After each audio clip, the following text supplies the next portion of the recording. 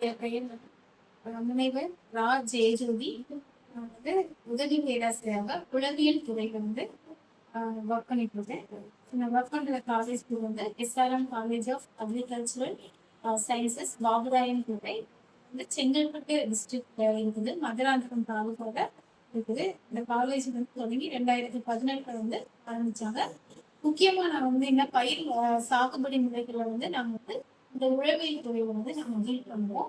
அதுல வந்து பயிர் மேலாண்மை பற்றி நம்ம வந்து அனைத்து பயிரை பற்றி நம்ம வந்து சொல்லுவோம். இப்போ இன்னைக்கு வந்து நம்ம பார்க்க போறது என்ன அப்படின்னாக்கா, நமக்கு வந்து நெல் வந்து நமக்கு வந்து ஒரு முக்கியமான பயிர். ஸோ நமக்கு வந்து அதுதான் நமக்கு ஒரு நிலையான பயிர்ன்றது நம்ம உணவுகளுக்கு தேவையானது. நமக்கு வந்து தானிய வகைகள்ல முக்கியமானது இந்த நெல் பயிர். இந்த நெல் பயிர்ல சாகுபடி தொழில்நுட்பம் கூட வந்து பிரிந்திய நெல் சாகுபடி அனைவரும் நீங்க கேள்விப்பட்டிருக்கீங்க. இங்கிலீஷ்ல வந்து எஸ்ஆர்ஐ டெக்னாலஜி அப்படின்னு சொல்லுவாங்க. அதாவது சிஸ்டம் ஆஃப் ரைஸ் இன்டென்சிஃபிகேஷன் அப்படிங்கிறத பிரிந்திய நெல் சாகுபடி அப்படின்னு சொல்றதுதான். இந்த தொழில்நுட்பத்துல என்ன ஒரு 6-7 வருஷங்கள் வந்து புதுசா நம்ம கடைபிடிக்கிறோம். ஸோ நமக்கு தெரியும் எப்படி நெல் சாகுபடி பண்ணணும்னு நமக்கு தெரியும். புதுசா இப்ப இதுல வந்து என்ன தொழில்நுட்பம் இதுல பயன்படுத்துறாங்க அப்படின்னு நமக்கு தெரியும் இல்லையா? ஸோ அதுக்கு என்ன இதுல பயன்படுத்துறோம் அப்படின்னு பார்த்தோம்னா, நம்ம மூதாதையர்கள் நம்மளோட தாத்தா பாட்டிலாம் ஒரு நெல் விதைச்சிருப்பாங்க. அதுல வந்து அவங்க நாத்தாங்கால் விடுவாங்க. அதுக்கப்புறம் ஒரு துட்டு 2 துட்டு 2 3 4 சேவன்னு ஒவ்வொரு இடத்துல செடி வைப்பாங்க. ஆனா இந்த குருதி நெல் சாகுபடியில நமக்கு நாத்தாங்காலோட வயசு பார்த்தோம் அப்படின்னா வெறும் 14 நாட்கள் தான்.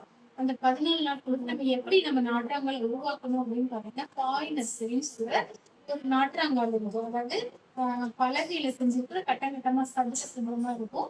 அதை நீங்க வச்சுட்டு கீழே வந்து வாழை இலை மாதிரி பெரிய இலையை பிரிச்சுட்டு அதுக்கு மேல வந்து நீங்க வந்து மண்புழு உரம் இருக்கு இல்லையா? அந்த மண்புழு உரத்தை வந்து அந்த கட்டை மேல அந்த சதுரமான கட்டை மேலைகளை வந்து நீங்க வந்து முக்கால் அளவு நிறைய வந்து நீங்க போட்டுக்கலாம். போட்டுட்டு அதுக்கப்புறம் வந்து அதுவே நமக்கு வந்து நல்ல ஒரு கம்போஸ்ட் தான், நல்ல ஒரு உரமா தான் இருக்கும். உங்களுக்கு அந்த மண்புழு உரம் நம்ம எது உரம் எதுனாலும் நம்ம வந்து பயன்படுத்திக்கலாம். நமக்கு என்ன கிடைக்குதோ அதை நம்ம அதை பயன்படுத்தி அதுக்கு மேல வந்து நெல்லை நம்ம ஊற வச்சிருக்கோம் 24 மணி நேரம் ஊற வச்சு நெல்லை எடுத்து அதுல நம்ம போட்டுட்டு சாயங்கால டைம் பூவாளி எல்லாமே யூஸ் பண்ணுவோம். ரோஸ் கேன்னு இங்கிலீஷ்ல ஆங்கிலத்துல நம்ம பயன்படுத்துவோம். அந்த பூவாளி வந்து விட்டு நம்ம தண்ணி வந்து மார்னிங் அண்ட் ஈவினிங் இந்த மாதிரி ஒரு 10 நாள் நம்ம விட்டோம் அப்படின்னாக்க 14 நாள்ல பார்த்தோம்னா ஒரு 2 லீஃப் 2 இலை விட்ட அளவுக்கு நமக்கு வந்து வந்துடும்.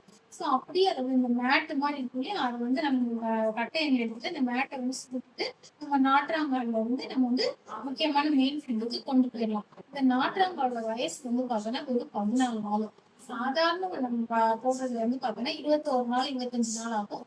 அதுலயே இது 4 நாள் நமக்கு வந்து குறைஞ்சிடும். இன்னொரு முக்கியமான அம்சங்கள் என்ன அப்படின்னு பார்த்தோம்னா, நாத்தங்கள் எடுத்த நாத்தை வந்து நம்ம நடும்போது இதுல வந்து ஒரே ஒரு நாத்து மட்டும் நம்ம வந்து நட்டா மட்டும் போதுமானது. 2 கூட நமக்கு நடுறதுக்கு தேவையில்லை.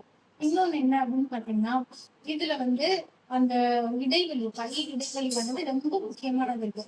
ஒவ்வொரு பயிருக்கும் ஒவ்வொரு இடைவெளி நம்ம விடுவோம். ஆனா இது பார்த்தோம் அப்படின்னா சதுர நடவுதான் இது ஒரு முக்கியமான அம்சம். அதாவது என்ன அப்படின்னா, முதல்ல 20க்கு 10 20க்கு 15 அப்படின்னு நம்ம விடுவோம் சரிங்களா?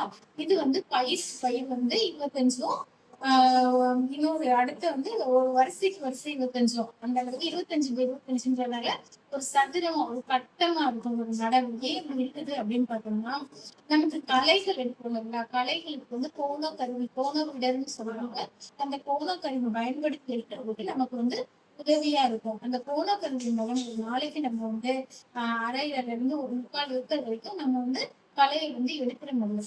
அந்த களை அந்த கோணக்கருவியானது அது நல்லா கட் பண்ணி அது என்ன மாதிரி இருக்கிற தண்ணியில அமுத்திடும். ஸோ அதுல இருந்து வந்து நமக்கு வந்து ஒரு அந்த உரமா வந்து அது வந்து பயன்படுத்தக்கூடியதா இருக்கும். இது நம்ம வந்து பயன்படுத்துறோம். இப்போ வந்து தண்ணி காய்ச்சல் முறையானது நம்ம நார்மலா 5 சென்டிமீட்டர் தண்ணி நிக்கிற மாதிரி வச்சிருக்கோம். ஆனா இந்த எஸ்ஆர்ஐ முட்டத்தை பார்த்தோம் அப்படின்னா காய்ச்சலும் அப்படின்னு சொல்லுவாங்க. எப்போ வந்து நம்ம நிலம் காஞ்சி வெடிக்க ஆரம்பிச்சிருக்கோ அப்போ வந்து நம்ம வந்து தண்ணி விட்டா போதுமானது. இது வந்து நமக்கு ஒரு முக்கியமான ஒரு தொழில்நுட்பம். தண்ணியை வந்து முக்கியமா நம்ம சேமிக்கிறதுக்காக நம்ம பண்றது. அதுக்கப்புறம் பார்த்தோம்னா உர மேலாண்மை. உர மேலாண்மை நமக்கே தெரியும். நம்ம அடி உரம் போடுவோம், அப்புறம் மேல் உரம் போடுவோம். ஆனா இதுல வந்து எப்படி பாருங்க, மேல் உரம்லாம் எப்படி போடுவீங்க அப்படின்னா, இலையோட கலர் இலை வண்ண அட்டை அப்படின்னு ஒரு நமக்கு ஒரு பேராமீட்டர் இருக்கு. அதை வச்சு அந்த இலைய அந்த அட்டை மேல வச்சு நம்ம வந்து எவ்வளவு வந்து தலைச்சத்து குறைஞ்சிருக்கு அப்படின்னு பார்த்து அந்த தலைச்சத்து வந்து நம்ம வந்து கரெக்டா அது வந்து நம்ம போட முடியும். இதுதான் இதோட முக்கிய அம்சங்கள் அப்படின்னு நம்ம வந்து சொல்றது.